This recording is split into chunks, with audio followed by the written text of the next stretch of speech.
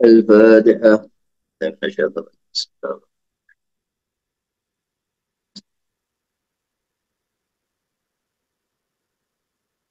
Yang bagi kita murni di halaman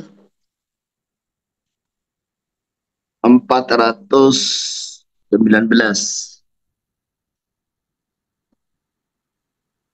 Bismillahirrahmanirrahim. Aslu fima yajuzu labsuhu lil muharibi.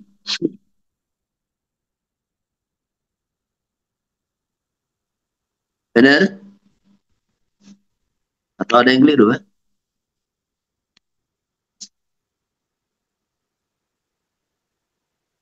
Arabi atau yang mana ini? Arabi sudah kan?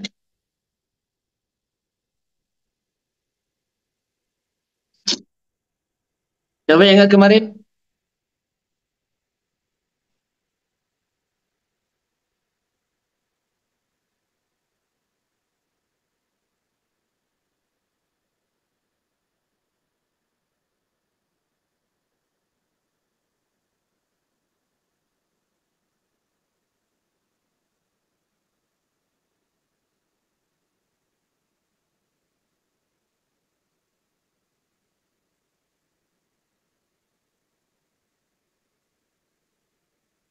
Iya benar Faslun ya.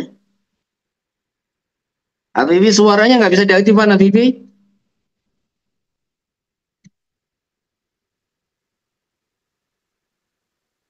Habibi ada enggak?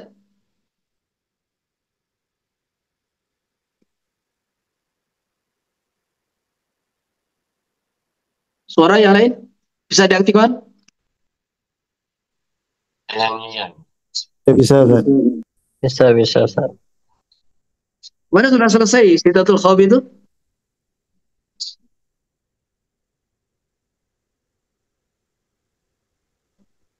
Ada yang ingat? Lupa.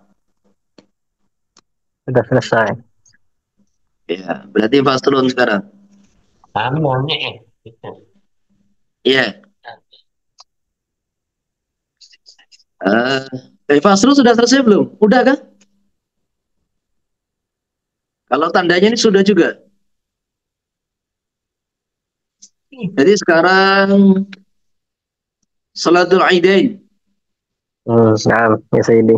Insyaallah masuk bab salat Idain. Bismillahirrahmanirrahim. Babu Salatul Aidain. Salat dua hari raya.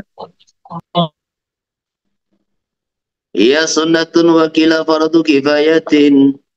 Mengenai hukumnya salat hari raya ini, pendapat yang muktamad adalah sunnah muakkadah. Bahkan ada yang mengatakan fardu kifayah.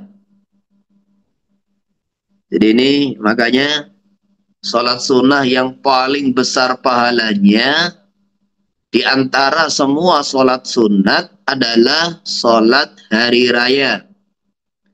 Dan kemudian dua hari raya ini, Idul Adha dan Idul Fitri itu yang paling lebih besar pahalanya adalah Idul Adha. Jadi sampai tingkatan ada satu pendapat mengatakan ini fardu kifayah. Fardu kifayah. Perkara sunnah yang sampai diperselisihkan kewajibannya, kefarduannya, ini menunjukkan bahwa ini pahalanya itu begitu tinggi. Karena sebanyak apapun amalan sunnah itu dibanding dengan amalan fardu itu tidak ada apa-apanya. Sebagaimana dalam hadis qudsi Allah Subhanahu wa taala berfirman, "Wa ma taqarraba ilayya 'abdi bi syai'in ahabba ilayya mimma iftaratuhu alaih. Tidaklah hambaku mendekatkan diri kepada aku dengan suatu amalan yang lebih aku cintai melebihi amalan yang telah aku wajibkan atas dia. Kemudian dalam hadis yang lain, dalam bab puasa Ramadan itu ada isyarat bahwa satu amalan fardu itu nilainya 70 kali lipat daripada amalan sunnah.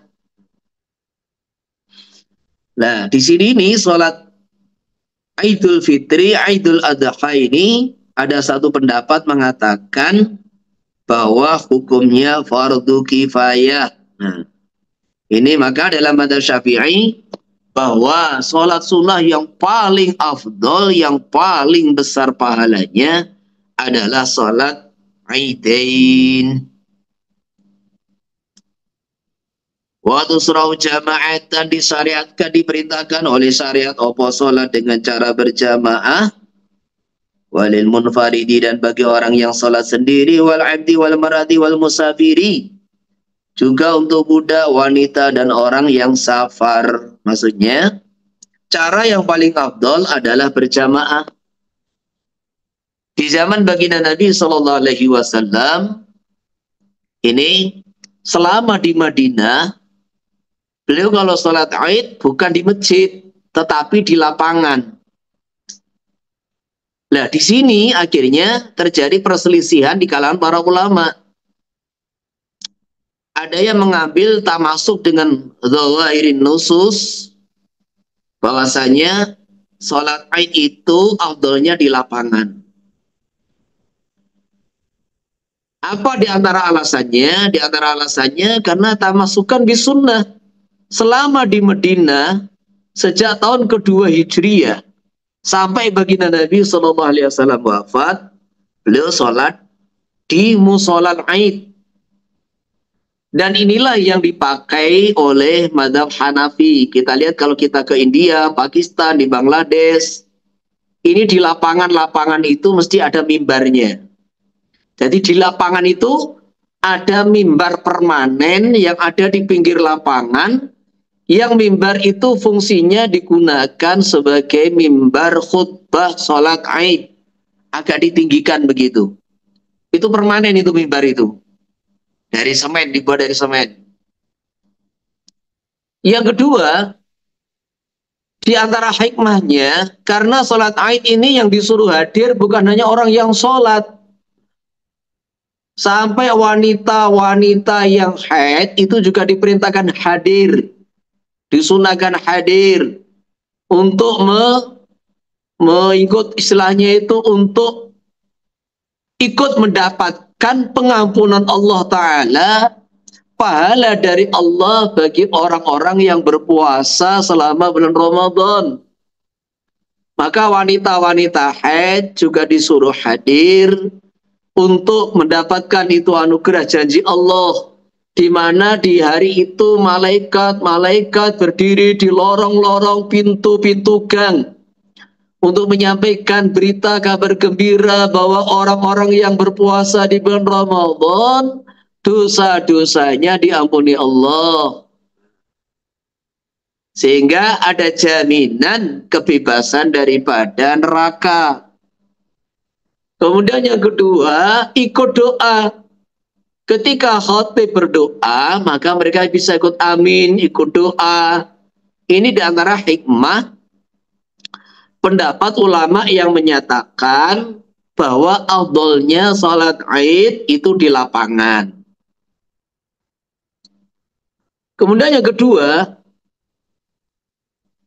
mazhab Syafi'i pendapatnya lain, di mana sholat Id ini afdolnya di masjid.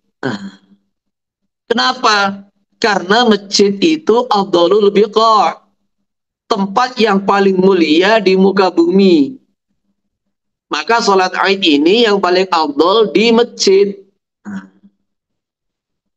Lah apa dasarnya? Dasarnya adalah apa yang dikerjakan di Mekah Al-Mukarramah. sejak Fathu Mekah, seluruh penduduk Mekah itu sholat Aidnya bukan cari lapangan, tapi sholat Aidnya itu di Masjidil Haram.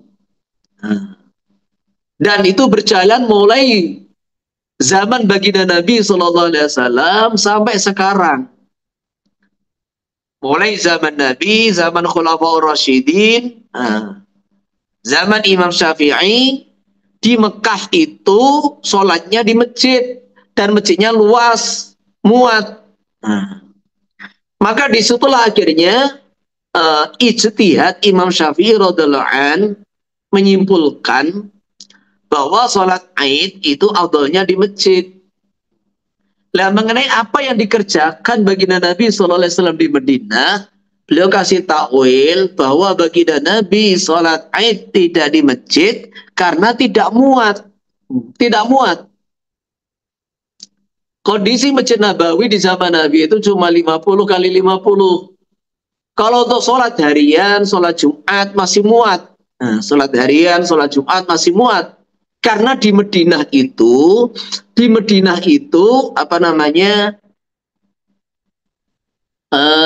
ada beberapa masjid gitu, ada beberapa masjid. Jadi di Madinah itu ada sekitar 14 atau 15 masjid. Di situ hidup sholat 5 waktu. Sehingga tidak semua sahabat itu sholat 5 waktu di Masjid Nabawi. Tidak.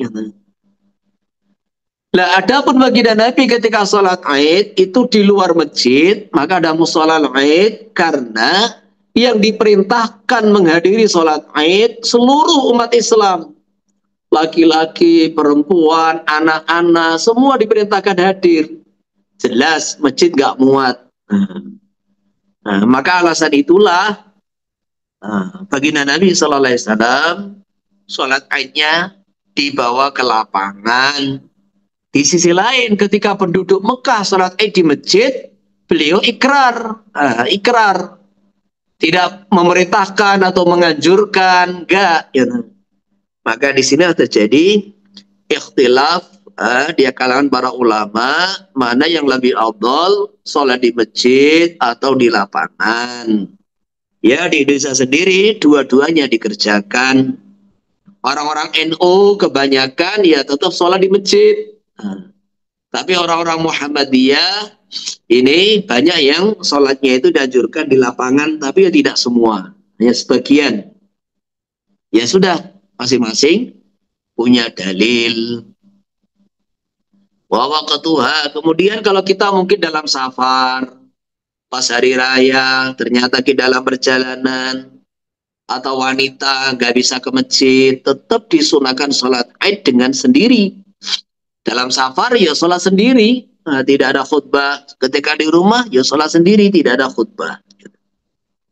Wa waqtuha baina tulu'i syamsi wa zawaliha wa yusanu takhiruha litartafi'a karumhin. Jadi di sini ada satu kekhususan di mana waktu sholat Aid itu boleh dikerjakan selepas terbitnya matahari. Kan yaum itu dinisbatkan tadi yaumul Aid, kan gitu kan. Jadi dinisbatkan kepada hari. Lah hari itu bisa dimulai dari fajar, bisa dimulai dari pada tuluk. Allah. Maka di sini sholat Aid itu boleh dikerjakan selepas terbitnya matahari. Ini yang ditarjah di dalam kitab Minhaj. Tapi sunnahnya diakhirkan sedikit sampai diyakini apa itu keluar dari waktu tahrim. Keluar dari waktu tahrim karena apa?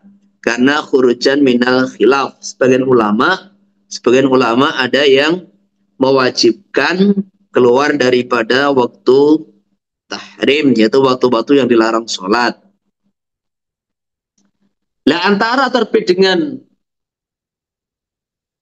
naiknya matahari, antara tuluk dengan irtifa itu kira-kira ya 20 menit, 23 menit. Nah, tiap daerah beda-beda.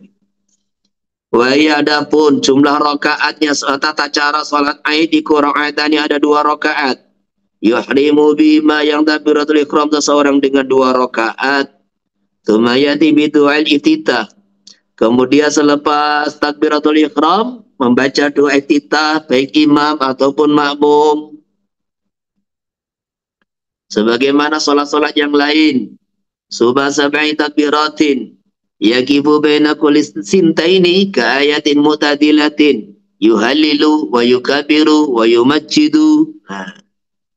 Jadi selepas takbiratul ihram semua imam makmum baca doa iftitah. Usai baca doa iftitah takbir 7 kali di rakaat pertama. Yakifu yang berhenti si musalli baina kulli sintain setiap 2 kali takbir seukuran ayatin muqtadilah. Jadi jarak antara setiap 2 takbir, nomor 1 dengan nomor 2 dengan nomor 3, dan seterusnya, lamanya seperti membaca 1 ayat yang tidak terlalu panjang, tidak terlalu pendek. Terus apa yang dibaca? Yuhallilu wa yukabiru wa yumajjidu. Baca la ilaha illallah, Allahu Akbar, dan mengagung-agungkan Allah.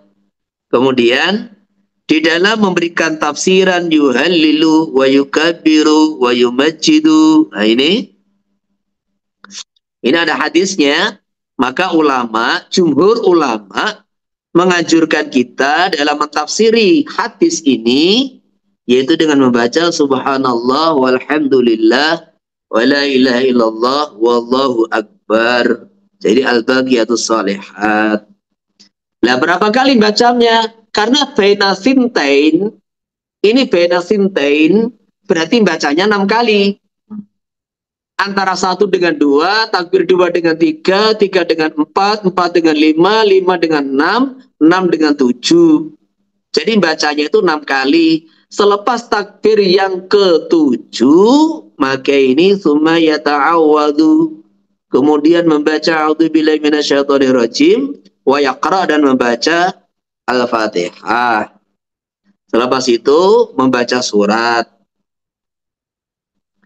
Wa yukabiru bisaniya khamsan qabla al-qiraati. Selepas berdiri membaca takbir intiqal dari sujud ke berdiri, maka membaca takbir 5 kali. Dan di antara 2 takbir membaca sama di atas sehingga bacanya 4 kali. Selepas takbir yang ke-5 baca ta'awud, baca Fatihah dan baca surah. Kemudian wa yarfa'u yadayhi fil jami'i. Setiap takbir 7 kali tadi dan 5 kali dalam rakaat kedua mengangkat kedua tangannya. Ini mazhab Syafi'i. Nanti kalau di mazhab lain ya beda pendapatnya. Jadi di sini takbir 7 kali dalam rakaat pertama semuanya disertai mengangkat kedua tangan. Tata caranya persis seperti takbiratul ihram. Selepas takbir maka tangan diletakkan di mana? Apakah digenggamkan atau dilepaskan? Nah itu ada khilafiyat. Jadi afdalnya digenggamkan.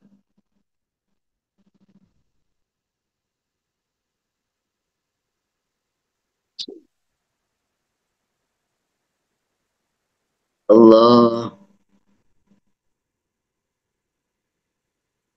Kemudian walasna fardhan wala baghdhan. Ketahuilah bahwa takbir 7 kali dan 5 kali itu bukan rukun juga bukan sunnah ab'ad tetapi sunnah hayat. Sehingga walau nasiha wa syara'a fil qiraati fatat.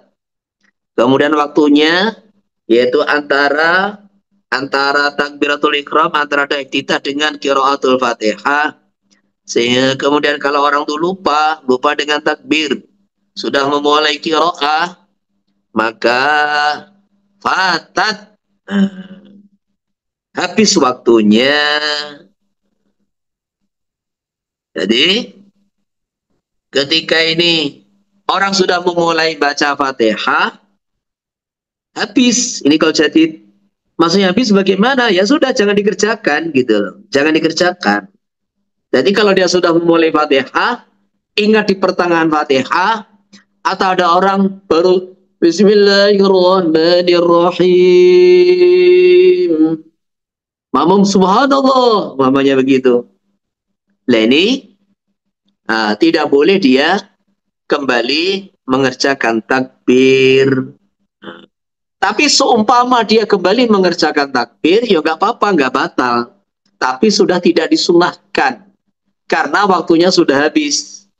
Jadi karena waktunya sudah habis, fatat waktunya sudah habis, maka tidak disunahkan untuk kembali guna membaca takbir. Tapi wabil qadimi dalam qol qadim yukabbiru malam yarka'. Ya masih disunahkan takbir selama belum ruku'. Kemudian wa yaqra.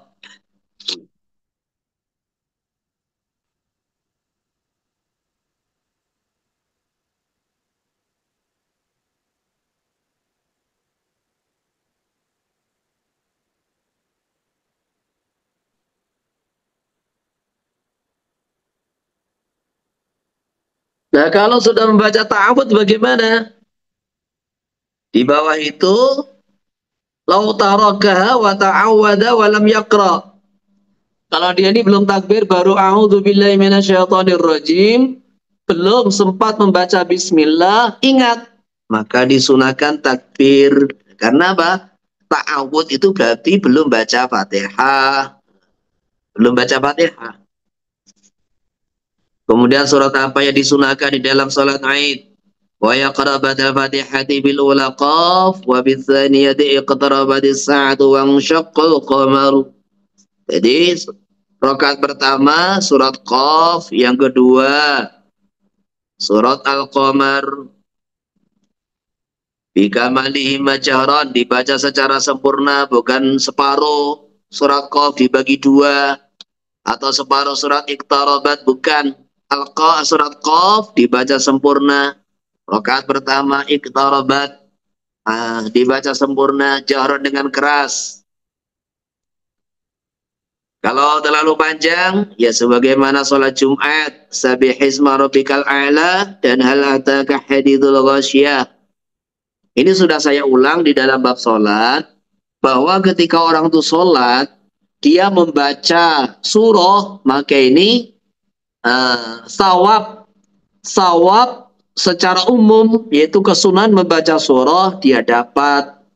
Kemudian kalau dia membaca surah yang ditentukan, yang diajarkan baginda Nabi SAW, maka dapat pahala lain, yaitu pahala apa? Pahala ta'yinus surah. Jadi kalau dia membaca selain 4 tadi, selain Qaf dan Iqtarabat, atau selain Sabihisma rabbikal a'la dan hal ataka hadithul ghasyiyah, hanya dapat pahala baca surah. Tetapi kalau dia baca salah satu dari 2 yang ditentukan tadi, maka dapat pahala qiraatus surah, juga dapat pahala ta'yinus surah sesuai sunnah Nabi SAW. Kemudian wa yusanu ba'dahuma khutbatan. Nah, selepas mengerjakan 2 rakaat salat Aidain, maka disunnahkan, tidak wajib, disunnahkan 2 khutbah. Apabila salatnya ini berjamaah, ini tidak ada bedanya, baik ini yang salat ini berjamaah ini adalah para mukimin atau musafirin. Kalau memang salatnya berjamaah, disunahkan khutbah. Jadi mamanya orang dalam perjalanan di tengah kapal, ya sudah di situ dia sholat Aid, di situ diadakan khutbah. Dan khutbahnya ini harus 2 kali. Kemudian banyak ini ustadz-ustadz yang dikatakan ustadz, tapi sebetulnya bukan ustadz, ya penceramah gitulah. Ini selepas sholat Aid dia ini ceramah, tapi jadi dia ini khutbah. Dia khutbah, tapi dianggap khutbah itu seperti ceramah. Latar belakang bukan orang yang tamatan pondok pesantren. Latar belakang mungkin sekolah umum. Kemudian karena dia punya kepandaian dalam berceramah, nah diundanglah untuk jadi khotib sholat Aid, dikira ini sekedar ceramah, bayan gitu. Itulah diantara kebodohan mereka. Jadi ini bukan ceramah biasa, ini khutbah. Bedakan antara ceramah dengan khutbah gitu loh. Kalau ceramah ya terserah ini apa itu namanya, istilahnya itu membaca alhamdulillah, sholawat, itu tidak perkara yang bukan perkara yang diwajibkan begitu. Tetapi kalau khutbah itu ada aturannya. Di mana dalam khutbah Id, nah, itu istilahnya itu ya di dalam syarat-syaratnya tidak seketat khutbah Jumat. Tidak harus bersuci, tidak harus. Tidak seketat sholat Jumat. Tetapi masalah rukunnya lah itu ya sama gitu loh. Masalah rukun-rukunnya itu sama. Maka di situ diperhatikan. Jadi kalau kita ini ngundang orang khutbah Id, latar belakangnya bukan orang pondokan, dikasih tahu bahwa ini khutbah 2 kali. Khutbahnya 2 kali, bukan sekali. Terkadang khutbah sekali, langsung turun. Nah, maka ini, ya bukan tidak dosa gitu loh, nggak dosa, tapi akhirnya terus tidak sempurna sholat Id kita, bukan sholatnya, tidak sempurna khutbahnya, begitu. Fayu'allimuhu fil fitri al-fitrah wa fil adha al-udhiyata. Kemudian materi khutbah yang disunahkan dalam Idul Fitri adalah bicara mengenai pentingnya zakat. Ya, di antara yang terpenting zakat fitrah. Kemudian zakat mal disinggung pula. Di antara yang dianjurkan, seandainya kita pari materi lain yang berkaitan dengan salat Id, perjuangan zaman Nabi, ya boleh. Jadi apa yang bisa diambil pelajaran-pelajaran daripada momen apa itu namanya selama bulan Ramadan juga boleh. Jadi tidak harus ini begitu. Ini salah satu materi yang dianjurkan. Kemudian dalam kurban Idul Adha, ini materinya mungkin kita bicara mengenai pentingnya kurban, bagaimana sejarah disyariatkannya kurban, apa pelajaran yang bisa diambil daripada Idul Kurban, atau tata cara kurban. Nah, ini jadi materi-materi yang berkaitan dengan Idul Kurban, maksudnya begitu. Yaftatihul ula bi tis'i takbiratin wa tsani bi sab'in wilaan. Kemudian di antara kesunahan 2 khutbah, sebelum khutbah, yang pertama takbir 9 kali. Kemudian sebelum khutbah kedua, takbir 7 kali. Tata cara takbir wilaan terus menerus. Ini mengenai tata cara sholat dan khutbah.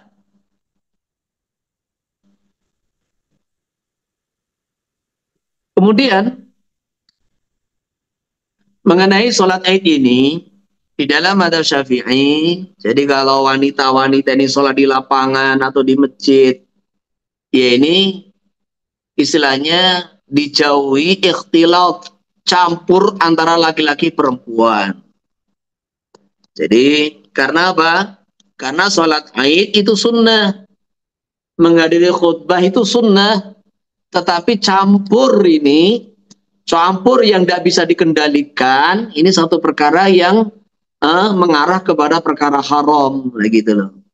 Apalagi dalam salat Id, semua orang berhias, semua orang berdandan, wanita-wanita memakai pakaian yang terbaik, bisa menimbulkan fitnah bagi kaum laki-laki. Nah, di antara inilah, ini kalau di lapangan sulit dihindari.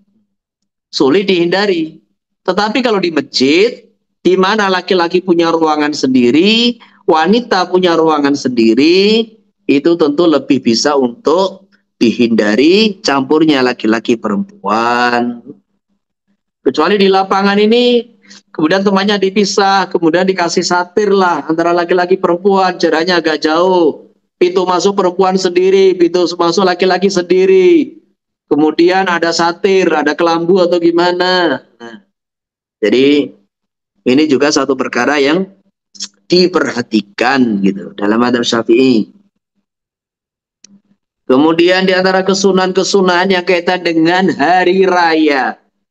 Jadi ini kesunahan Tidak hanya kaitan dengan sholat Aid, tapi ini kaitan dengan hari raya Idul Fitri. Wa yundabul ghuslu, disunahkan mandi. Wa yadkhulu waktu binisfil laili, dimulai sejak jam 12 malam, jadi pertengahan malam. Wa biqaulin bil fajr, dalam satu pendapat Imam Syafi'i dimulai sejak fajar subuh. Jadi mandi hari raya ini sunnahnya sudah pertengahan malam, dan yang disunahkan mandi semua orang, baik dia mau hadir sholat Aid atau tidak, baik dia suci atau haid, semua disunahkan mandi karena menghormati hari raya. Wa tatayyibu wa tazayyunu kal jum'ati, memakai minyak wangi, berhias sebagaimana menghadiri Jumat. Wa bilu bil masjidi afdalu, mengerjakan sholat Aid di masjid itu lebih utama karena alasan yang sudah saya sampaikan tadi. Jadi di awal tadi sudah saya uraikan alasan bahwa sholat di masjid, sholat Aid di masjid lebih afdal karena itu asyraful biqa, itu yang dikerjakan penduduk Mekah. Kemudian apa yang dikerjakan baginda Nabi sallallahu alaihi wasallam di Madinah ditakwili oleh Imam Syafi'i karena Masjid Nabawi tidak cukup. Wakil habis sakra, afdalnya di lapangan karena itu yang dikerjakan baginda Nabi. Kemudian dengan alasan-alasan yang sampaikan tadi, sehingga orang yang haid juga bisa datang kan gitu. Tapi dijawab, kalau sholatnya di masjid, orang haid duduk di luar masjid, duduk di emperan masjid. Jadi jawabannya begitu itu. Ilali udrin, kecuali ada hujan, ada udur contohnya hujan, maka di masjid lebih utama. Kemudian di sini wa mahalul khilaf ghairul masjidil haram. Amma huwa fa huwa afdalu qat'an iktidan bis sahabah faman ba'dahum. Jadi perbedaan pendapat ini di selain Masjidil Haram. Adapun di Masjidil Haram maka tidak ada khilaf qat'an dalam madzhab Syafi'i, lebih utama dari seluruh tanah yang ada di bumi. Maksudnya salat di Masjidil Haram.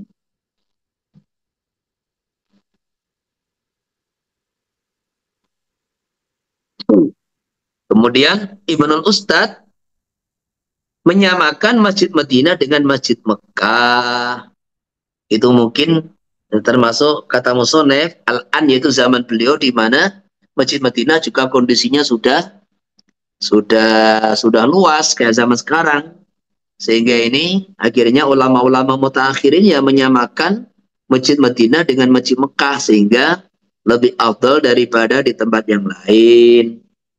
Wa yadhalifu man yusalli bi dha'afati wa yadhabu, kemudian maksudnya apa?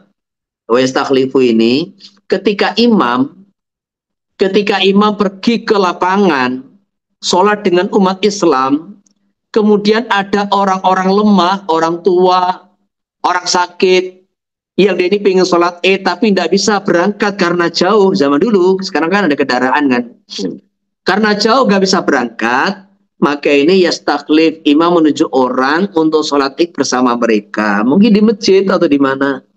Jadi bid'afati, imam menunjuk orang untuk menjadi imam guna ngimami orang-orang yang lemah yang tidak bisa berangkat ke sahra. Kemudian wayadabu fi tariqin wayadabu fi ukhra, di antara kesunahnya jalan yang ditempuh ketika berangkat dan ketika pulang cari jalan yang berbeda. Itulah sunnah Nabi sallallahu alaihi wasallam. Wa yubakiru an-nas wa yadurul imam waqta salatihi. Makmum masyarakat datang lebih awal, kemudian imam hadirnya pas waktu sholat. Wa yu'ajilu fil adha, kemudian sholat Idul Adha sunnahnya agak pagi. Jadi karena ini ada kaitan dengan menyembelih korban, sholat Idul Adha agak pagi dan agak cepat. Beda dengan Idul Fitri. Maka ini makan dulu baru sholat. Dan umpamanya seandainya agak panjang, nggak ada masalah. Tapi kalau Idul Adha, sunahnya agak pagi. Dan sunahnya sholat sebelum sarapan. Utuwa yakulu fi Idul Fitri qabla sholat. Wa yumsiku fil adha. Imam Nawawi menambahkan pernyataan yang tidak ada dalam kitab Muharrar, disunahkan makan dalam Idul Fitri sebelum sholat. Wa yumsiku, dan disunahkan imsak, tidak makan sebelum sholat dalam Idul Kurban. Wa yadhabu masyian bisakinatin, sunahnya berjalan dengan berangkat menuju sholat dengan berjalan kaki secara tenang. Wala yukra naflu qablaha li ghairil imam. Seumpama ini makmum datang duluan, menunggu sholat Id, dia sholat tahiyatul masjid atau dia sholat duha, ini gak ada masalah. Jadi sebelum imam datang, dia sholat tahiyatul masjid atau sholat duha atau sholat-sholat yang lain, ini tidak makruh. Adapun imam, makruh. Imam sunahnya datang langsung sholat. Nah gitu. Jadi imam datang langsung sholat. Faslun bi takbir al-mursali wal muqayyad. Kemudian di dalam sholat Id itu ada takbiran. Di dalam mazhab Syafi'i, takbir itu ada takbir mursal, ada takbir muqayyad. Takbir mursal adalah takbir yang tidak dibatasi dengan waktu atau sebab. Jadi bebas, yaitu takbir mulai malam hari raya, baik hari raya Idul Fitri dan hari raya Idul Kurban, itu mulai maghrib sampai sholat. Jadi waktunya mulai maghrib sampai sholat, ini panjang. Tidak dikaitkan dengan satu sebab. Lah beda dengan takbir muqayyad. Takbir muqayyad itu adalah takbir di khusus hari raya Idul Kurban, hanya disunahkan ketika orang usai sholat, entah sholat wajib, entah sholat sunat, mulai subuh tanggal 9 Dzulhijjah sampai akhir hari tasyrik tanggal asar itu, yaitu selepas asar tanggal 13 Dzulhijjah. Itu disunahkan hanya ketika orang usai mengerjakan sholat, baik sholat wajib atau sholat sunnah. Itu yang namanya takbir muqayyad. Allah.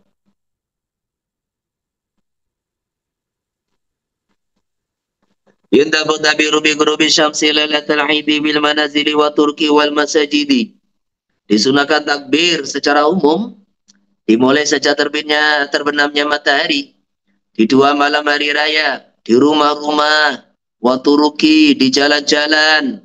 Jadi takbiran itu di rumah-rumah, di jalan-jalan, di masjid-masjid, wal aswaqi, di pasar-pasar, birawi sauti, bagi laki-laki disunahkan dengan suara keras.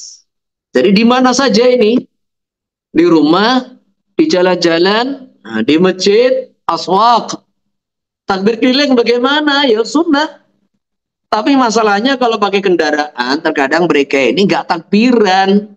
Jadi yang takbiran itu cuma kaset, dikasih musik, sama mereka ini bawa klotekan itu, kumplung itu, gitu loh. Yang jadi masalah itu. Ini yang jadi masalah, katanya takbir keliling, tetapi faktanya tidak takbir. Maka disitulah akhirnya di Al-Fatah itu dibuat takbir sungguhan, jalan kaki lah. Jalan kaki, kemudian biar takbir betulan. Karena kalau sudah pakai mobil, itu ternyata faktanya banyak yang mulutnya itu melanda takbiran gitu loh. Mulutnya tidak takbiran, jadi yang takbiran adalah sonnya kan gitu.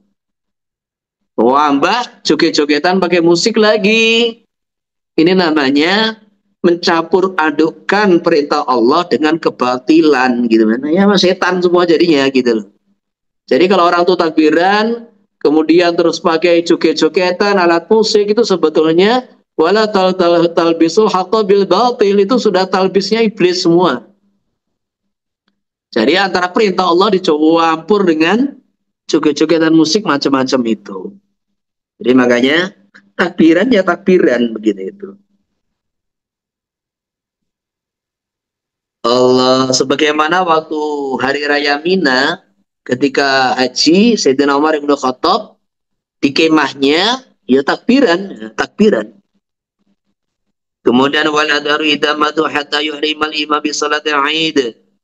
Jadi pendapat Imam Syafi'i yang diunggulkan, takbir itu terus mulai huruf idamah Jadi mulai guru terus bagi semua orang sampai imam takbiratul ihram salat Id. Maka takbir dihentikan. Wala yukabirul haj wala latal adha bal yulabbi. Adapun orang yang haji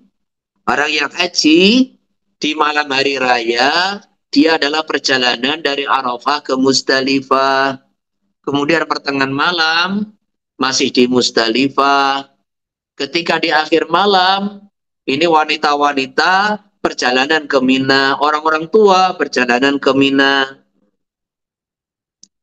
Kemudian yang kuat-kuat sampai subuh di Musdalifah. Lah, amalan orang haji di saat itu adalah tetap membaca talbiyah, bukan takbiran. Wala yusanu lailatul fitri akibat sholawat. Tidak disunahkan takbir di malam Idul Fitri selepas sholat. Ini takbir mursal. Walaupun ada khilafiyat. Wa yukabirul haju min durin nahri. Wa yahtimu bi subhi akhiri tasyrik. Nah, perhatikan. Orang yang sedang haji, ini tahallul awal dikerjakan adalah pagi tanggal 10 Dzulhijjah. Jadi tahallul awal, kenapa saya katakan tahallul awal? Karena tahallul awal itulah di saat orang haji memutuskan talbiyah. Memutus itu zikir talbiyah.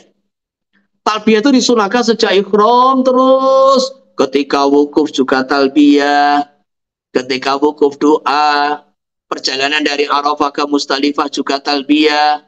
Sampai tanggal 10 Dzulhijjah pagi, dia melempar Jamarat Aqabah 7 kali. Maka mulai melempar, diputuskan itu doa, dihentikan. Dihentikan itu talbiyah. Nah. Kemudian untuk dia cukur, maka tahallul awal. Kalau dia bisa langsung ke Mekah, tawaf, sa'i, maka langsung tahallul tsani. Duhurnya itulah, maka baru disunahkan takbir muqayyad. Jadi, dimulai dari duhur tanggal 10 Dzulhijjah. Karena itu, baru selesai mengerjakan tahallul awal, atau mengerjakan semua rukun haji. Kalau bisa tawaf dan sa'i sekalian begitu. Lah adapun terakhir di Mina adalah subuh. Karena apa? Karena nanti zuhur, kalau dia ini mau cari afdolnya, atau sebelum zuhur, maka dia ini sudah melempar jumroh terakhir, ula wusta aqabah, kemudian pergi meninggalkan Mina. Nah, pergi meninggalkan Mina. Jadi maka takbir muqayyad bagi orang haji diawali dari zuhur tanggal 10 Dzulhijjah, alasan karena tadi diakhiri subuh tanggal 13 Dzulhijjah. Wa ghairuka huwa fil adhari. Adapun selain haji, pendapat menurut tarjihnya ini tarjihnya Imam Rafi'i. Di sini beda tarjih Imam Rafi'i dengan tarjih Imam Nawawi. Menurut tarjihnya Imam Rafi'i, wa ghairuhu kahuwa. Orang yang tidak haji seperti orang haji, takbir muqayyad mulai zuhur tanggal 10 sampai subuh tanggal 13.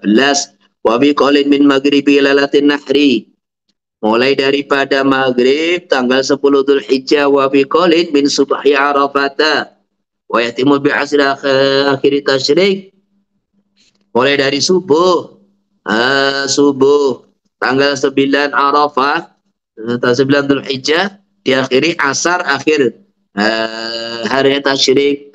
Wal amalu ala hada.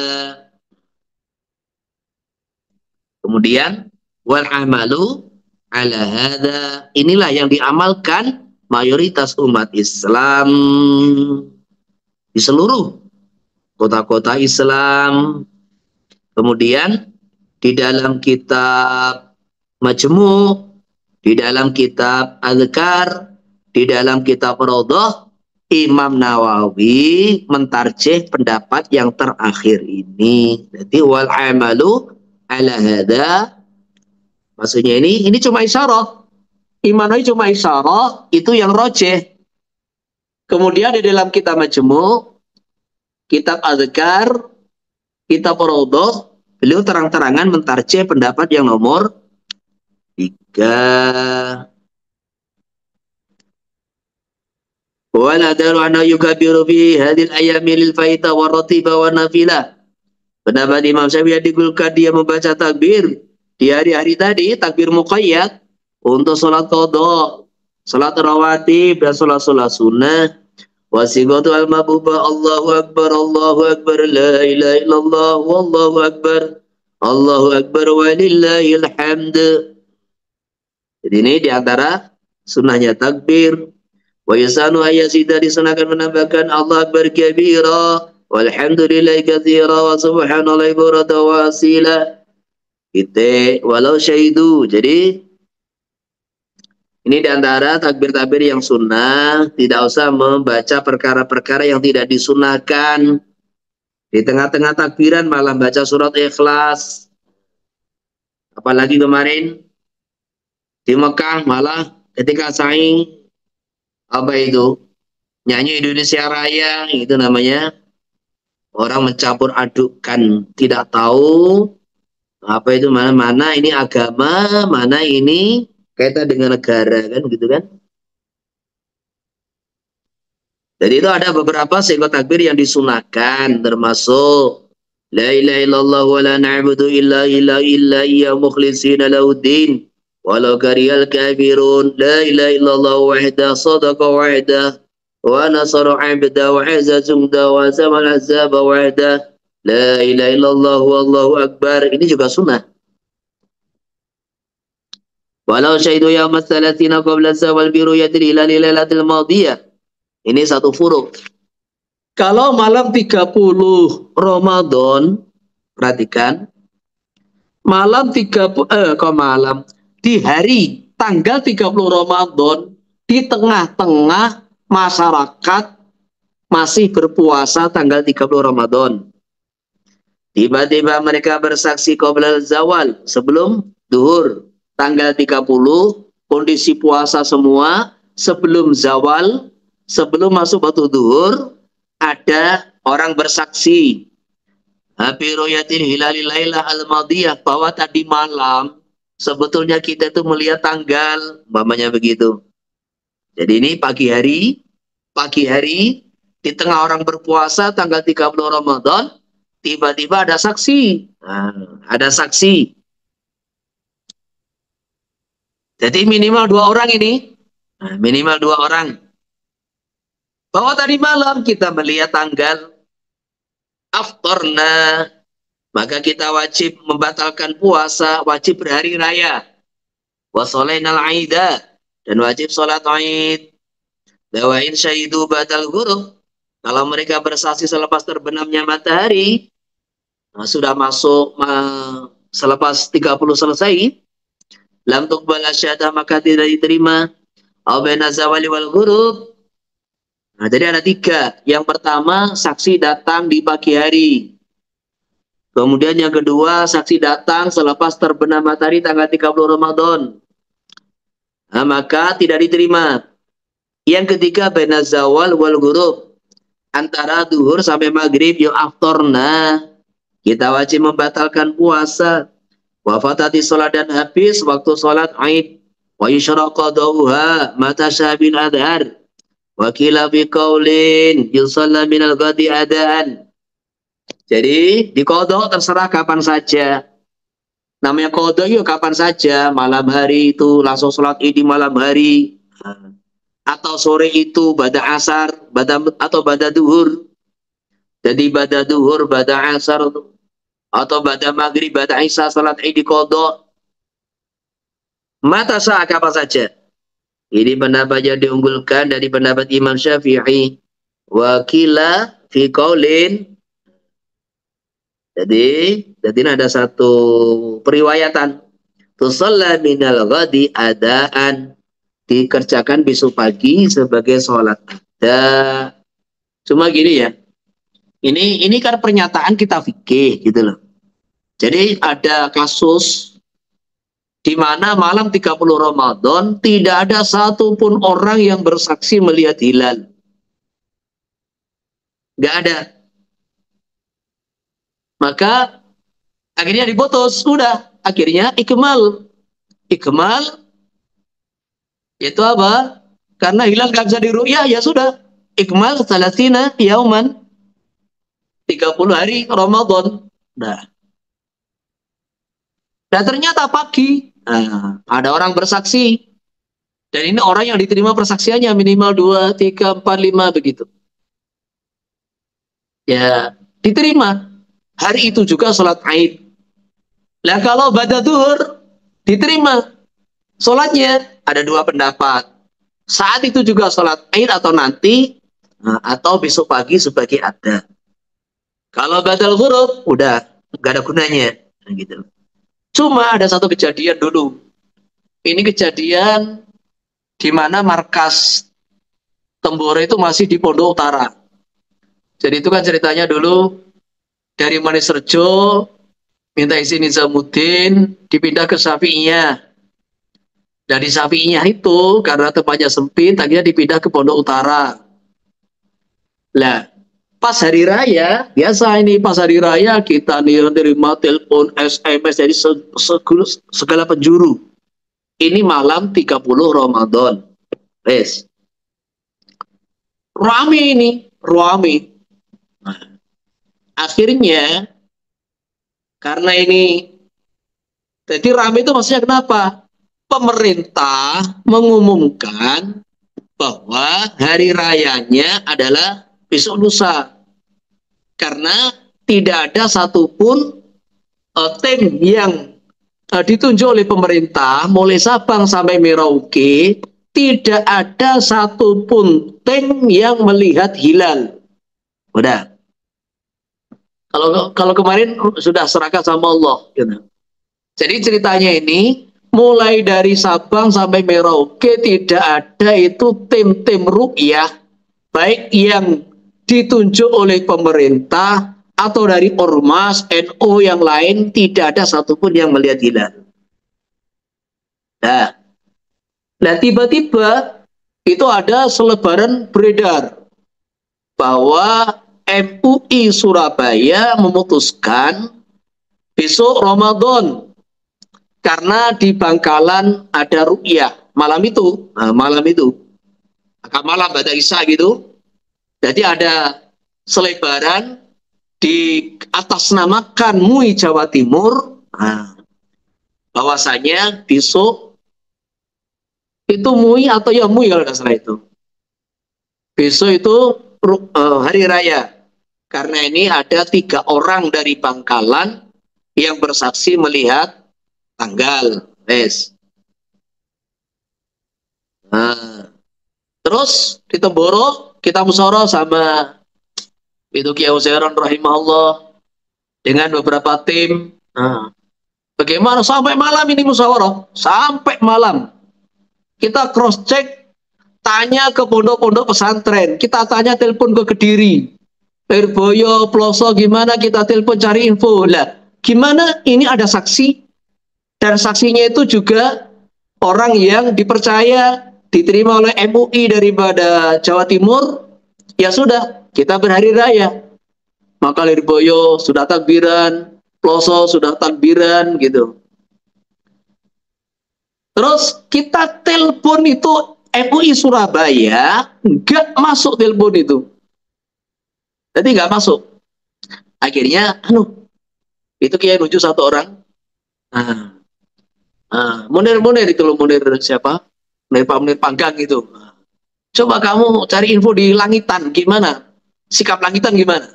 Telepon ke Pondok Langitan. Jawabannya simple, kita ikut pemerintah karena lebih bisa dipercaya. Nah, gitu aja. Akhirnya itu musyawarah sampai larut malam itu. Sampai larut malam, hampir jam 1 tuh gimana itu musyawarah kita itu. Karena cari info dari mana-mana gitu. Akhirnya Kiai Uzairon rahimahullah putuskan, udah, kita puasa. Ikut ini. Ikut alasan Langitan ini, bahwa tim yang dibentuk pemerintah itu lebih bisa dipercaya daripada ini berita dari Surabaya, berita dari Bangkalan yang mengatasnamakan MUI Surabaya, selebaran dari WA itu yang ditandatangani MUI tapi nggak bisa dihubungi itu orangnya itu. Wes. Akhirnya apa yang terjadi? Udah berjalan. Akhirnya di Indonesia ini ada hari raya, ada puasanya 29 hari, ada 30 hari. Wes. Lah kemudian pas hari raya, Romo Kiai Zairon rahimahullah itu terima tamu. Ada terima tamu itu yang termasuk tim pemerintahan, ada terima tamu dari Takeran, dari mana? Itu Pak Munir juga masih suruh info-info itu. Nah, ada tamu dari Takeran yang ini ada kaitan dengan MUI Surabaya. Apakah benar bahwa kemarin itu MUI Surabaya itu menyebarkan itu selebaran bahwasanya itu hilal ada yang ru'yah itu. Ternyata klarifikasi dari MUI Surabaya tidak ada satupun yang memutuskan. Jadi tidak ada yang memutuskan, juga tidak dibenarkan bahwa itu selebaran dari MUI Surabaya. Jawa Timur maksudnya begitu. Nah disitulah akhirnya apa? Akhirnya berita tadi hoax kesimpulannya gitu loh. Jadi yang di atas namakan ini katanya dari ini ternyata hoax. Ya sudah. Maka Kiai Zairon rahimahullah kata beliau sampaikan orang-orang yang kemarin berpuasa 29 hari suruh kodok. Jadi wajib kodok itu. Orang yang puasa 29 hari itu. Ternyata berita itu tidak benar. Dan tahun-tahun berikutnya sering terjadi termasuk yang mengatasnamakan katanya ru'yah. Dan sebetulnya nggak terbukti adalah itu tim ru'yah dari Cakung, Jakarta itu sering buat berita rame begini ini. Di saat mungkin pemerintah atau apa itu memutuskan ini 30 hari. Tiba-tiba ini dari Cakung itu nggak tahu itu sering itu mengatakan kita ru'yah. Ini juga tidak bisa dipakai karena berita itu dari siapa, saksinya siapa juga nggak jelas. Maka itulah kesimpulannya urusan masalah penentuan Syawal, penentuan Ramadan, ya sudah kita ikut pemerintah. Jadi kalau pemerintah itu bisa dipercaya, yo alhamdulillah. Kalau pemerintah ternyata itu bohong, yaitu tanggung jawab pemerintah, gitu loh. Yang penting kita ini rakyat umat Islam, ketika pemerintah sudah punya tim dan itu timnya itu banyak, nah membuat keputusan kewajiban kita taat kepada amir, taat kepada imam, udah. Jadi kalau pemerintah sudah memutuskan hari ini sudah kita wajib ikut. Ini umat gitu loh. Nah, kemudian kalau orang itu punya pandangan berbeda dan dia punya bukti, silakan infiroti, kan gitu, silakan infiroti. Tapi untuk keputusan umum kita sampaikan secara menyeluruh, ya sudah ikut apa yang diputuskan oleh pemerintah pusat. Nah, ini kurang lebihnya seperti itu. Mungkin ada yang tanya sebelum lanjut.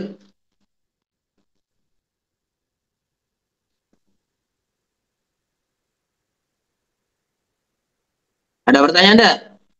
Kalau enggak ada kita lanjut. Kiai, apun Kiai. Ya. Kalau takbir yang dikerjakan secara ifrad itu gambarannya gimana Kiai? Apa itu? Takbir yang secara ifrad. Apa tuh ifrad itu maksudnya? Pernah baca-baca gitu. Takbir ifrad itu bab haji ifrad, haji tamattu, haji qiran. Nanti lagi kayak insya Allah dikirimkan ibaratnya. Ya. Yang lain ada lagi enggak? Kalau enggak ada nanti kita lanjut.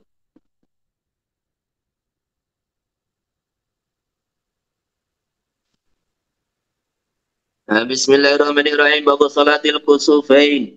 Salat dua gerhana. Jadi ini selepas kemarin membahas sholat-sholat sunat yang disunahkan sendiri-sendiri, ini ada 3 sholat sunat yang sepakat ulama sunnahnya dikerjakan berjamaah. Sholat sunnah yang sepakat ulama dikerjakan berjamaah yaitu aidain, kusufain, dan istisqa. Sekarang ini 2 gerhana matahari dan gerhana bulan.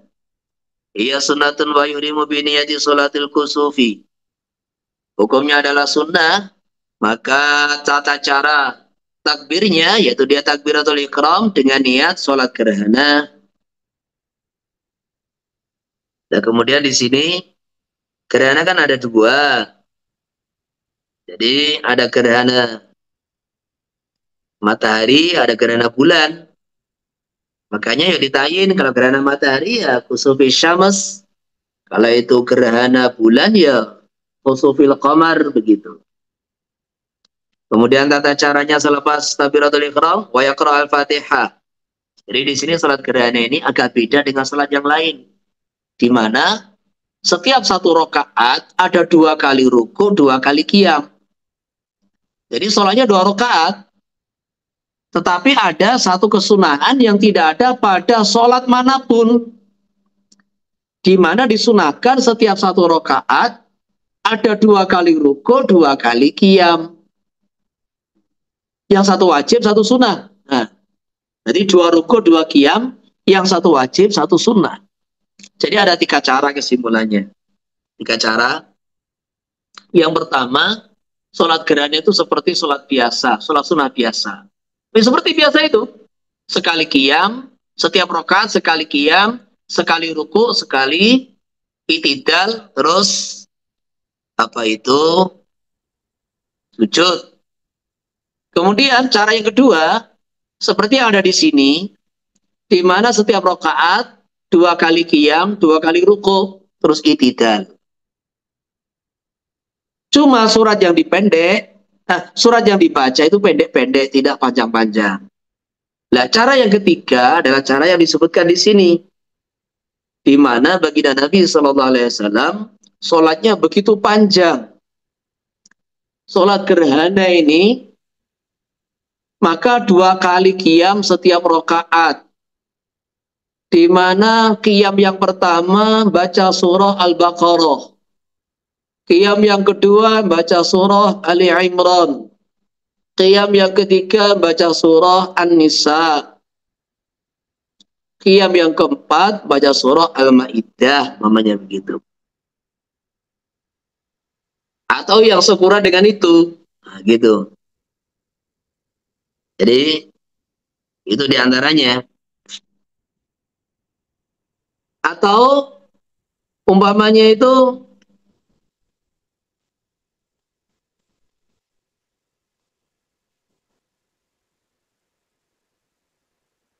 qiyam yang pertama di sini dijelaskan namanya itu Al-Baqarah. Qiyam kedua seperti 200 ayat. Qiyam ketiga 150. Umpamanya itu. Atau qiyam yang keempat kira-kira 100 ayat. Nah, kemudian rukunya juga begitu. Rukunya panjang-panjang, sujudnya panjang-panjang. Jadi ruku 4 kali itu, yang pertama tasbih sekian kali. Jadi nanti dijelaskan tuh panjang banget. Di mana tasbih itu seperti baca 100 ayat. Ruku yang kedua seperti 80 ayat. Dan ini ayat yang kayak Al-Baqarah panjang-panjang begitu. Ruku yang ketiga 70, ruku yang keempat 50. Nah, jadi ini tata cara ini alumni dari India Pakistan itu, ini yang pernah modal di sana itu cerita bahwa masa-masa di sana ini betul-betul ini dikerjakan gitu loh. Jadi ini betul-betul dikerjakan. Sholatnya panjang banget begitu. Masya Allah. Tapi kalau di Indonesia, ya kalau panjang-panjang orang malah pada pergi gitu loh. Di Indonesia ini, terus terang ini sholat gerhana ini ya, istilahnya berjalan di masyarakat itu yo, dulu itu yo jarang gitu loh, jarang. Makanya ini baru-baru aja, ini di mana-mana ada sholat gerhana. Tapi itu tadi, nggak usah terlalu panjang, tapi jangan terlalu pendek. Di mana orang itu ya siap mengerjakan dan tidak kapok. Nah, karena ini yang dihadapi orang-orang baru kan gitu kan. Kalau di India Pakistan memang masyarakatnya sudah siap, ya alhamdulillah. Jadi itu 3 tata cara sholat gerhana. Wa yaqra al-Fatihah wa yarka tsumma yarfa. Ruku kemudian berdiri lagi. Tsumma yaqra al-Fatihah kemudian baca Fatihah yang kedua kali. Tsumma yarka kemudian ruku lagi yang kedua. Tsumma yatadilu kemudian itidal, tsumma yasjudu kemudian sujud. Berarti rakaatun maka ini satu rakaat. Jadi qiyamnya 2 kali, baca Fatihahnya 2 kali, baca surahnya 2 kali, rukuknya 2 kali, itidal sekali, sujud 2 kali, itu setiap satu rakaat. Semuanya salih tsaniyatan kadzalik. Kemudian rakaat kedua seperti itu. Wala yajuzu ziyadatu ruku'in salisin bitamatil kusufi. Tidak boleh menambah rukuk yang ketiga karena memanjangnya gerhana. Wala naqsuhu lil injila.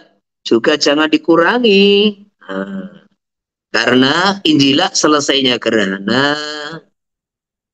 Tetapi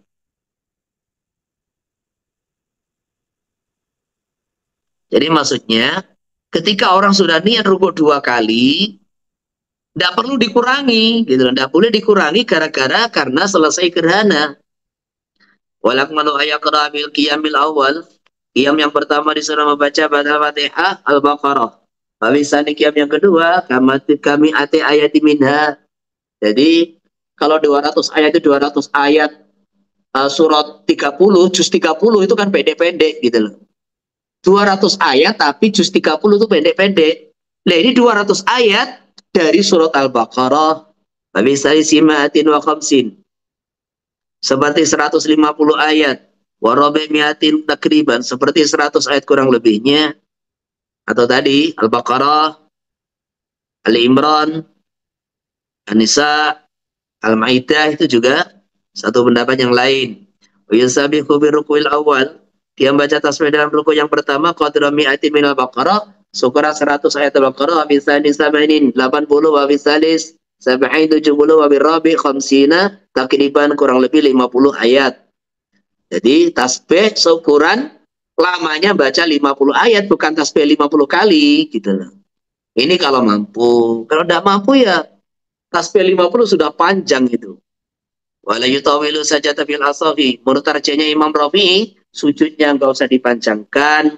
Qultu, tetapi Imam Nawawi mengatakan as-sahih tatwiluha. Sunnahnya sujud juga dipanjangkan. Sabata telah ditetapkan apa riwayat tatwilu sujud fi sahihain ada dalam Bukhari Muslim.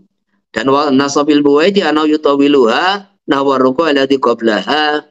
Dan juga Imam Syafi'i menegaskan dalam buwaidi bahwa dia yutawiluha, memanjangkan sajadat, dia memandangkan seluruh sujud 4 kali sebagaimana ruku' sebelumnya. Wallahu alam. Wa tusanu jama'atan, disunahkan mengerjakan sholat gerhana secara berjamaah, sendiri juga boleh. Wa yajaru bi qiraati kusubil qamari ila syamsi.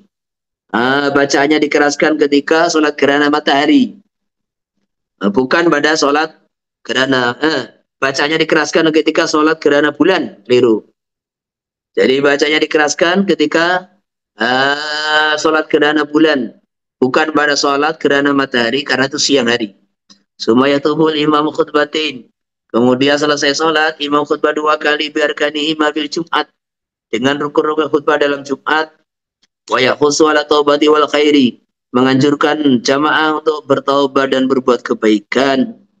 Wa man adraka, nah ini terus furu. Jadi ada furu-furu kaitan dengan sholat gerhana. Karena tadi rukuk yang kedua itu sunnah, bisa jadi wajib kalau diniatkan. Kalau diniatkan sejak awal bisa jadi wajib, kalau nggak diniatkan sunnah. Maka seandainya orang itu masbuk, dia mendapati imam dalam qiyam, ini bagaimana? Kalau mendapati imam dalam qiyam yang pertama, rakaat pertama bagaimana? Kalau mendapati imam dalam rukuk, rakaat pertama, rukuk yang pertama bagaimana? Terus kalau dia mendapati imam dalam qiyam yang kedua, rakaat pertama, atau rukuk daripada rukuk yang kedua dari rakaat pertama, bagaimana? Apakah sama? Dia mendapati qiyam dalam qiyam yang kedua atau rukuk yang kedua dari rakaat pertama, apakah sama dengan mendapati qiyam dan rukuk rakaat yang pertama gitu? Qiyam rukuk yang pertama, apakah sama gitu? Ini akan dibahas, ini namanya furu'. Bagaimana kalau kita datang ke masjid ternyata jadi makmum masbuk. Kalau kita mendapati qiyam atau rukuk yang pertama, baik itu rokaat pertama, rokaat kedua, jelas kita mendapati rokaat tersebut. Kalau kita mendapati qiyam rukuk yang kedua, qiyam atau rukuk yang kedua, baik rokaat pertama, rokaat kedua, apakah kita akan mendapat rokaat tersebut? Akan dibahas. Waman adraka bi ruku'i awala. Orang mendapati rukuk pertama atau rakaat, maka dia mendapat rokaat tersebut, baik rokaat pertama, kedua, au fi sanin au qiyamin sanin. Tetapi barang siapa mendapati rukuk yang kedua atau qiyam yang kedua, maka ada khilaf fala fil adhari. Jadi Imam Syafi'i sendiri punya dua pendapat. Yang diunggulkan tidak mendapatkan li'anat aslah wa rukul awwalu, karena rukuk yang asli adalah rukuk yang pertama. Pendapat kedua mendapatkan. Kemudian kapan batas akhirnya sholat gerhana? Wa tafutu sholatu syams bil injila wa bi ghurubiha kasifatan. Untuk gerhana matahari habis waktunya dengan injila. Injila itu matahari yang tadi gerhana menjadi bulat lagi. Namanya injila. Jadi ada dua sebab yang menjadikan habisnya, berakhirnya waktunya sholat gerhana matahari. Yang pertama injila. Injila itu maksudnya matahari bulat kembali selepas tadi dihalang-halangi oleh bulan. Jadi cahaya yang dihalangi bulan tadi berkurang, kemudian bulat sempurna kembali. Yang kedua, wabi gurubiha kasifatan, matahari terbenam dalam kondisi gerhana, maka habis waktunya. Maksudnya habis gini, orang yang di tengah-tengah sholat lanjut, nggak ada masalah. Orang yang waktu habis sudah mengerjakan sholat lanjut, tetapi orang yang belum mengerjakan sholat maka tidak boleh sholat. Jadi kalau sudah injila atau terbenam dalam kondisi gerhana, dia belum sholat, waktu habis. Dan sholat sunnah yang dhatu sabab, yaitu kayak gerhana begini, sholat sunnah yang dhatu sabab tidak disyariatkan, tidak dianjurkan, tidak diperintahkan untuk diqodho, nggak ada. Jadi kalau qodho ini hanya dianjurkan sholat-sholat sunnah yang mu'aqqatah. Sholat rawatib, witir, duha, itu kan mu'aqqatah. Itu kalau terlewatkan diqodho. Adapun sholat yang dhatu sabab, contohnya sholat gerhana, ini kalau sudah injila, kalau sudah terbenam, orang yang belum sholat tidak boleh memulai sholat. Wal qamari bil injila wa tuli syamsi. Adapun gerhana bulan habis waktunya dengan salah satu dari dua perkara. Yang pertama yaitu injila, bulannya sempurna bulat lagi.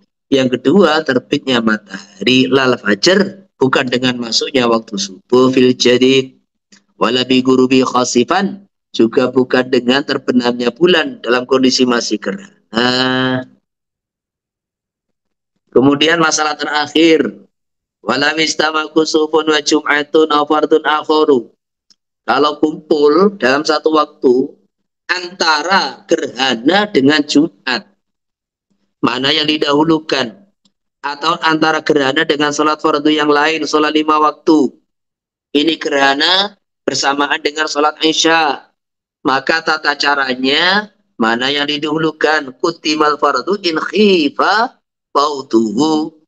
Kalau sholat fardu dikhawatirkan waktunya mau habis, maka dahulukan sholat fardu. Wa ila kalau sholat fardu ini waktunya longgar, yang sholat Isya begitu.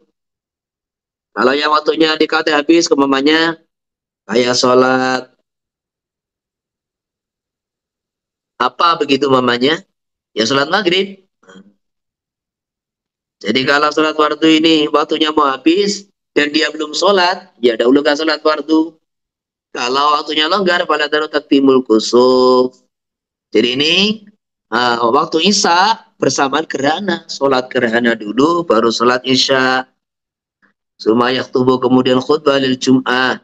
Ini kalau sholat Jumat tadi, pas Jumat, pas gerhana. Maka sholat gerhana dulu, baru khutbah Jumat. Muta'aridun lil kusuf. Jadi khutbahnya ini bukan digabung, ya khutbah Jumat. Sholat gerhana, kemudian sholat dua khutbah Jumat, kemudian sholat Jumat. Nah, di dalam khutbah Jumat itu materinya adalah muta'aridun lil kusuf, materinya yang berkaitan dengan masalah gerhana. Jadi khutbah gerhana itu digabung dengan khutbah sholat Jumat. Nah, maksudnya begitu. Walau istama'idun au kusufun wa janazatun. Kalau kumpul antara sholat Aid atau gerhana dengan sholat jenazah, khutimatil janazah, rawat dulu sholat jenazah, baru sholat Aid atau sholat gerhana. Oke, ada yang tanya? Belum lanjut? Izin Ustaz, nanya Ustaz. Ya, bebas ini materi. Ketika seseorang datang sudah selesai sholat Idul Fitri, dalam keadaan imam ini sedang khutbah, sikap yang paling afdal bagi dia ini apakah langsung duduk atau sholat tahiyat al masjid atau sholat Idul Fitri, Ustaz? Jadi sholat Idul Fitri itu kan panjang waktunya kan.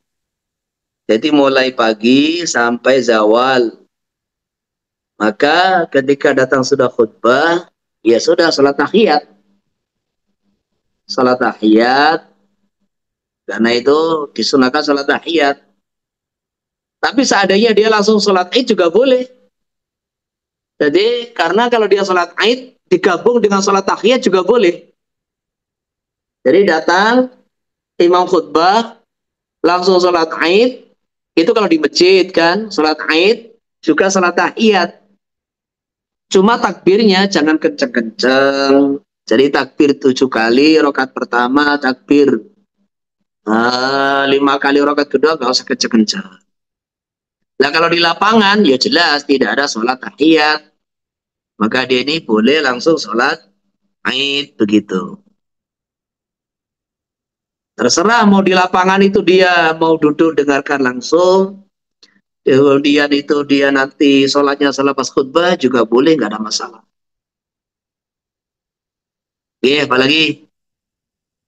Kemudian sering di masyarakat ini kan kalau di dalam Mughni ini kan tambahnya cuman walau karihal kafirun. Gimana kalau nambahnya walau karihal kafirun, walau karihal musyrikun, walau karihal munafiqun? Yang jelas itu tidak dicontohkan, tidak ada dalilnya. Jadi ya sudah kita tawakuf alal warid. Nah, maka itu kalau kita mengajarkan di masyarakat, takbir-takbir itu diajari kita kiai-kiai kampung, itu di jamaah kita, santri kita, jamaah kita, masjid kita diajari, dibawakan kitab, bahwa lafaz-lafaz takbir itu diajarkan oleh baginda Nabi SAW, juga diajarkan oleh para ulama dalam kitab-kitab mereka. Kemudian sampaikan beberapa lafaz takbir yang diajarkan oleh para ulama, itu bisa dinukil di kitab ini, Mughni ada, di kitab Adhkar juga lengkap, di situ riwayatnya. Maka sampaikan di Majmu' juga lebih lengkap lagi, lebih panjang lebar. Tidak ada di situ, ya apa yang tidak ada di kitab itu nggak usah dibaca. Apa yang tidak ada di kitab itu nggak usah diamalkan, gitu loh. Jadi istilahnya itu jadi perkara yang tidak masyru'. Nah, kesimpulannya tidak baiklah gitulah. Jadi kalau perkara itu tidak diajarkan oleh para ulama, itu nanti istilahnya itu ya, istilahnya kalau sampai tingkatan haram itu ya enggak, tapi enggak bagus gitu aja lah. Karena ini kita ini tamasuk dengan apa yang warid yang diajarkan oleh baginda Nabi sallallahu alaihi wasallam, diajarkan oleh para a'immatul madhab. Sudah itu aja.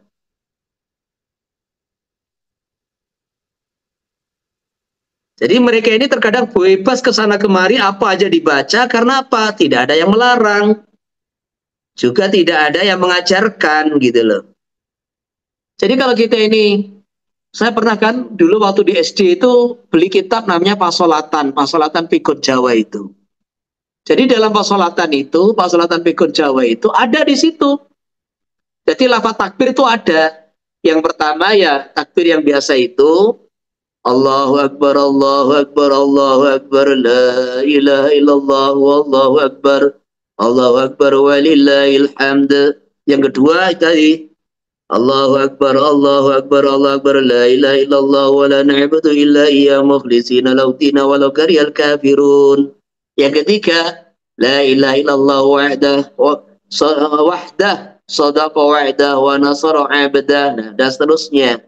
Jadi, itu ada riwayatnya. Yang terakhir itu dibaca baginda Nabi SAW ketika Fathu Mekah. Gitu loh.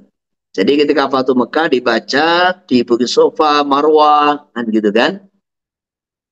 Jadi itu ada riwayatnya. Maka yang tidak ada riwayatnya, itu sampai dengan haram itu ya enggak, tapi itu tidak diajarkan oleh para ulama, sudah gitu aja. Oke, apa lagi? Syukran Ustaz. Assalamualaikum Ustaz. Assalamualaikum warahmatullahi wabarakatuh. Nak tanya pertama adalah tentang ibarah tadi tu, maksudnya habisnya gerhana bulan kan ada 3 tadi. Pertama dipanggil Injila, yang kedua 3 apa 2? Yang tadi itu Pak, yang wabi ghurubihi khasifan itu, dengan terbenamnya bulan dalam keadaan gerhana itu. Di wala bukan lal fajri wala bi ghurubi khasifan. Itu yang la bil fajri bi ghurubi maksud saya itu, saya mau tanya tentang surah bi ghurubi khasifan itu. Jadi lal fajri wala bi ghurubi khasifan. Ya, Jadi maksudnya ketika fajar itu waktu gerhana belum habis. Wala bihuri khosifan maksudnya apa? Jadi ini kan satu gambaran. Ini ya. Apa itu namanya?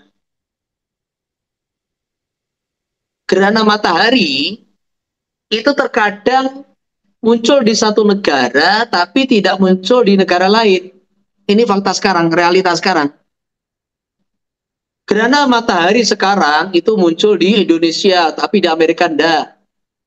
Gerhana bulan ini ternyata yang tampak di daerah mulai Saudi Arabia, kemudian Brazil, Saudi Arabia, kemudian Afrika, kemudian Amerika. Udah.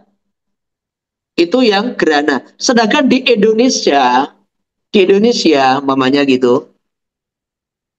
Jadi ketika di Saudi itu gerhana baru muncul, baru mulai. Nah, maka di sini ini posisi bulan itu sudah di barat. Sudah di barat. Mau terbenam, mamanya begitu. Nah, ternyata ini baru mulai gerhana sampai terbenam. Lah, terbenamnya itu bersamaan dengan waktu subuh umpamanya. Atau terbenamnya itu jam 5 pagi tapi masih waktu subuh.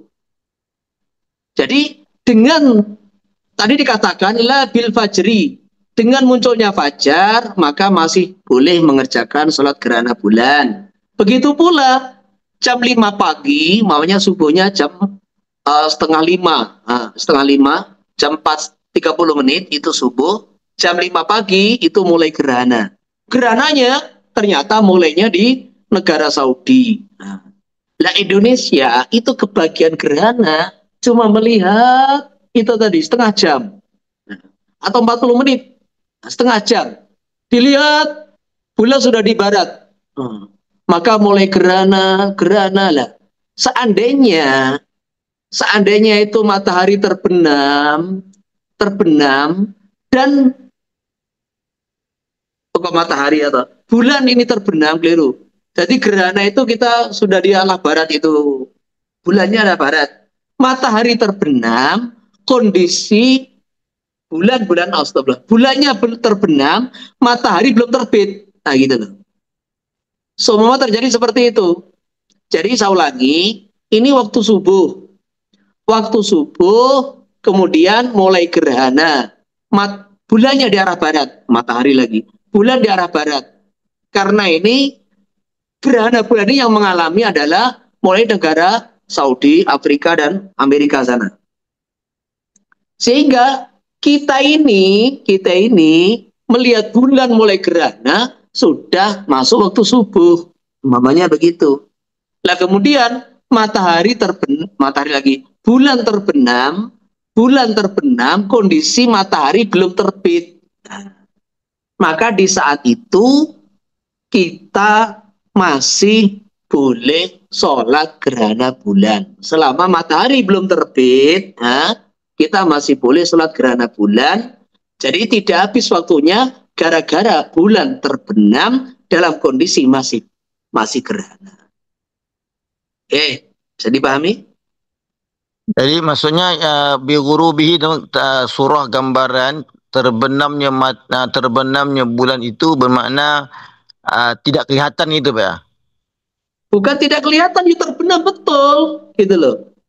Seumpama terjadi bulan itu terbenam, betul terbenam. Tapi matahari belum terbit gitu loh. Nah kalau matahari terbit ya nggak usah dibahas. Ini bulan terbenam gitu loh. Oh, baru dipahami, maknanya baru dapat ilmu, maksudnya bulan juga terbenam macam matahari gitulah. Iya. Jadi gini ya, ada kondisi, perhatikan tanggal-tanggal bulan itu ada kondisi. Jadi bulan masih di barat, tahu-tahu bulan lenyap. Kenapa bulan lenyap? Karena matahari terbit. Itu namanya bukan terbenam gitu loh. Jadi bulannya masih di barat, bulannya belum tenggelam, gitu loh, belum tenggelam oleh ufuk sana itu belum tenggelam. Matahari terbit, otomatis cahaya bulan tuh hilang, tapi di siang hari terkadang kelihatan gitu loh. Jadi bulan di siang hari tuh terkadang kelihatan tapi nggak ada cahayanya, gitu. Nah yang dimaksud ini bukan itu, betul-betul matahari itu tenggelam, jadi melewati garis datarnya bumi itu melewati. Sedangkan matahari, bulannya tenggelam, sedangkan matahari dari timur belum terbit. Tapi kayaknya ini, wallahu alam terjadi apa enggak gitu loh. Karena kita belum pernah mengalami begini ini gitu loh.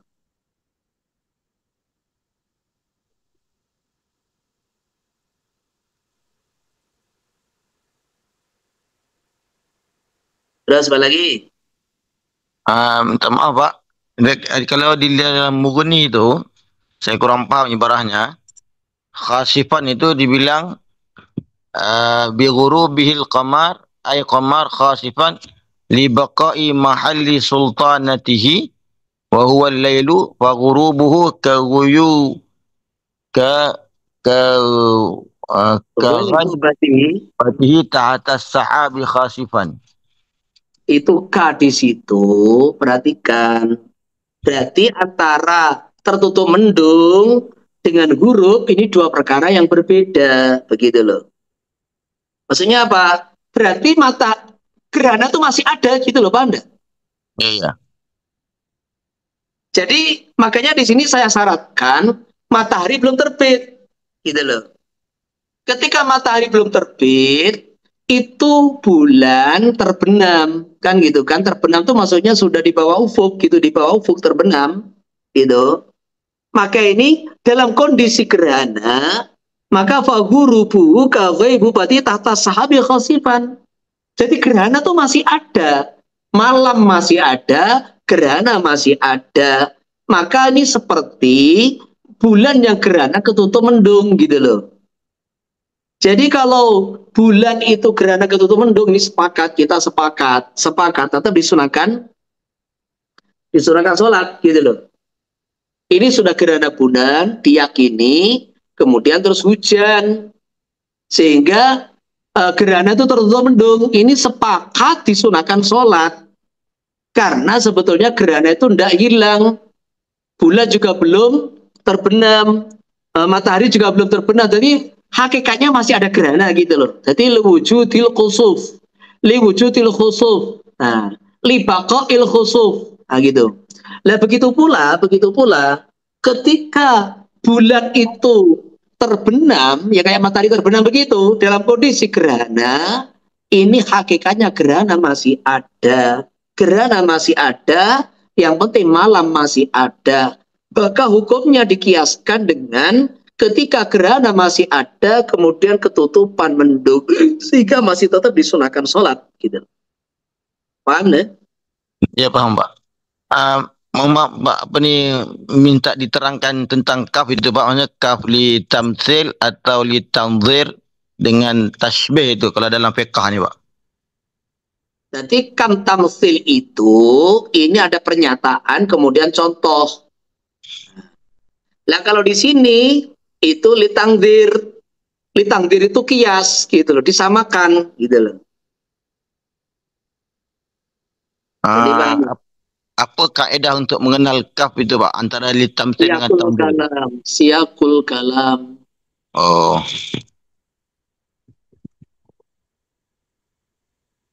Lagi. Jazakumullah khairan katsira. Yang lain. Ada soalan yang lain Pak di luar. Di Malaysia ini ada satu mufti itu, dia bilang dia bilang kalau masalah dalam Al-Quran tentang falak, tentang alam ini, tentang bintang, sains lah, tentang sains itu. Jadi dibilang dirujuk kepada orang yang pakar sains, tidak dirujuk kepada tafsir itu. Kerana dahulu enggak ada alat-alat yang canggih seperti sekarang. Contohnya dibilang, dia kata kalau masalah apa ni, Allahumma salli ala sayyidina Muhammad, wa ya'lamu ma fil arham, mengetahui apa yang dalam rahim ibu. Dalam tafsir Ibnu Katsir dibilang mengetahui tentang jantina, lelaki atau perempuan.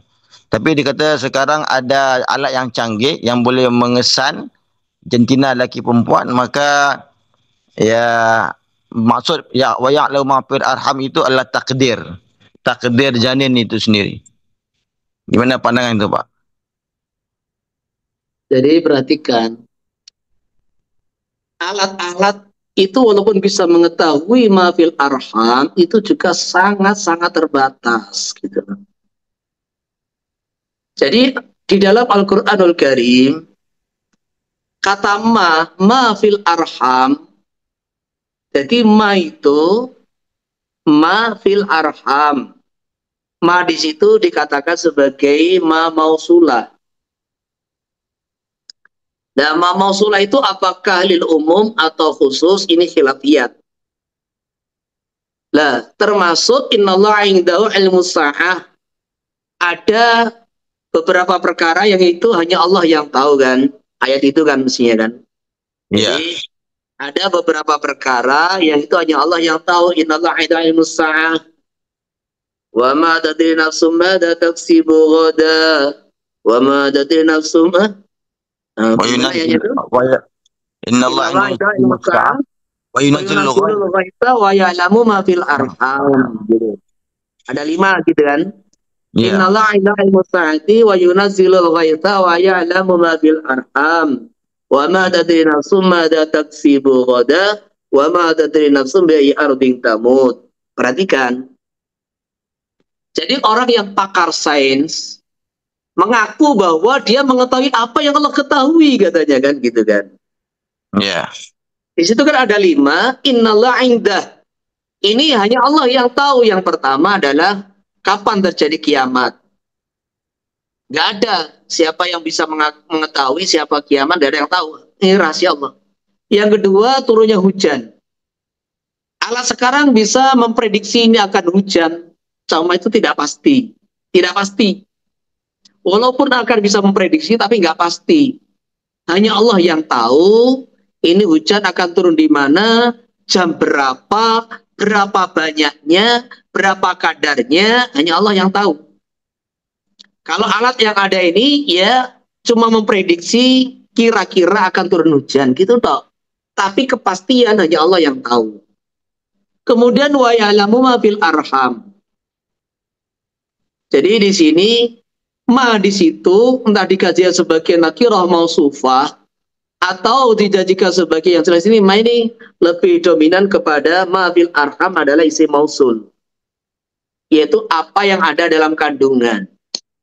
Paling yang diketahui oleh orang sains sekarang, para dokter dengan USG, dia mengetahui ini janin umur sekian, kan terbatas.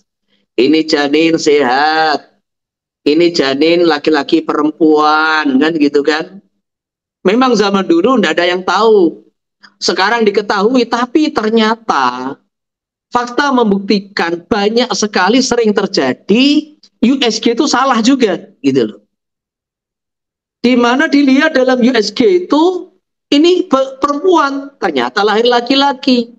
Katanya laki-laki, ternyata lahir perempuan. Ini banyak terjadi, gitu loh. Jadi membuktikan bahwa USG itu melihat itu laki-laki atau perempuan itu juga tidak pasti, sering salah. Nah, ini yang pertama. Jadi yang diketahui USG itu yang sangat terbatas, sedangkan ma ini umum. Allah Maha mengetahui semua yang ada di arham. Nah, itu loh. Jadi Allah Maha tahu semua. Kalau ada dokter mengetahui terbatas. Banyak yang mereka nggak tahu gitu loh. Walaupun zaman sekarang sains ini banyak mereka nggak tahu. Jadi ini tidak ada benturan dengan pernyataan ulama, dengan ahli sains itu nggak benturan gitu loh. Jadi istilahnya ma fil arham itu mereka nggak tahu ini anak nanti umurnya berapa.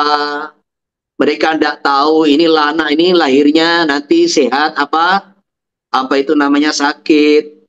Dia tidak tahu anak ini nanti ketika lahir umurnya panjang atau pendek, nasibnya kaya atau miskin, jadi pejabat, jadi rakyat, dia bahagia atau sengsara, dia jadi orang yang taat atau jadi orang yang ahli maksiat, jadi muslim atau kafir, dewasanya bagaimana, tidak tahu semua gitu loh. Jadi takdirnya jadi orang baik atau orang buruk, mereka tidak tahu. Jadi paling pol sangat-sangat terbatas mengenai nanti kepribadiannya. Anak ini orang keras apa orang lembut, nanti tampan atau jelek juga nggak tahu gitu loh.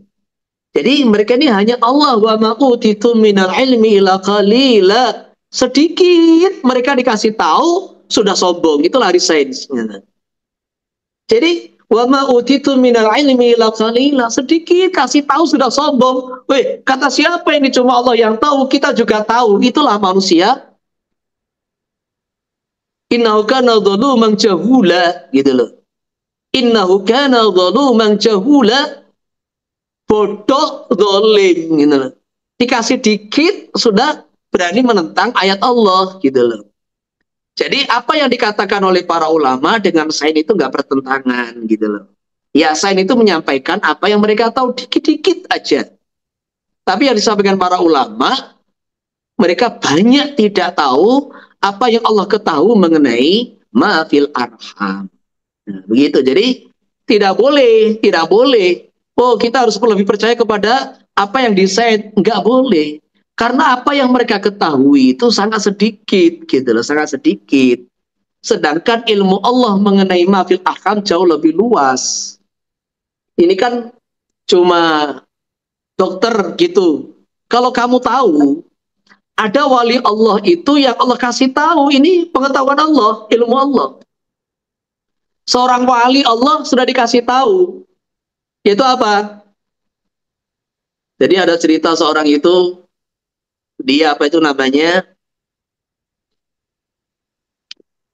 dikasih tugas oleh seorang wali gitu kan, apa itu namanya ada seorang lah dikasih tugas oleh seorang wali, kamu tugas dakwah di sana gitu. Ini mimpi sungguh apa enggak ini? Maka akhirnya masih sanksi. Akhirnya mimpi lagi. Akhirnya apa terus? Juga pas akhirnya sampai berapa kali minta tanda. Kalau memang ini perintah Tuhan, apa tanda ini benar-benar perintah Tuhan bukan mimpi biasa? Oh, saya tak kasih tahu tandanya. istri kamu itu nanti melahirkan bulan sekian, tanggal sekian, jam sekian, dia laki-laki, lahirnya begini, di rumah sakit ini. Nah, gitu. Jadi, maka dilihat aja ini, oh ternyata betul, di hari itu, kemudian di tanggal itu, jam sesuai yang ditempatkan, lahirnya di sini, kemudian terus anaknya laki-laki, nah, kemudian juga ada kali nanti kamu kasih nama ini lah sekalian. Jadi ini namanya seorang wali Allah itu dikasih tahu, nah dikasih tahu oleh Allah mengenai ilmu Allah kan gitu kan. Jadi namanya ilmu laduni begitu itu. Jadi makanya apa yang diketahui oleh dokter itu sangat terbatas. Jangan dia mengklaim bahwa hanya dengan USG merasa sudah tahu dengan mafil arham. Nggak bisa.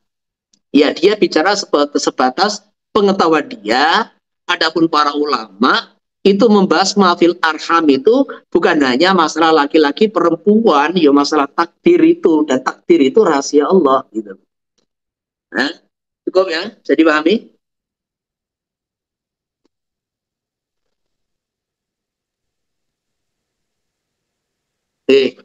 Saya kira ini udah jam 10.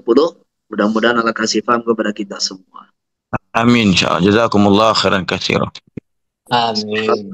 Subhanallah. Satu ada yang tertutup. Assalamualaikum warahmatullahi wabarakatuh.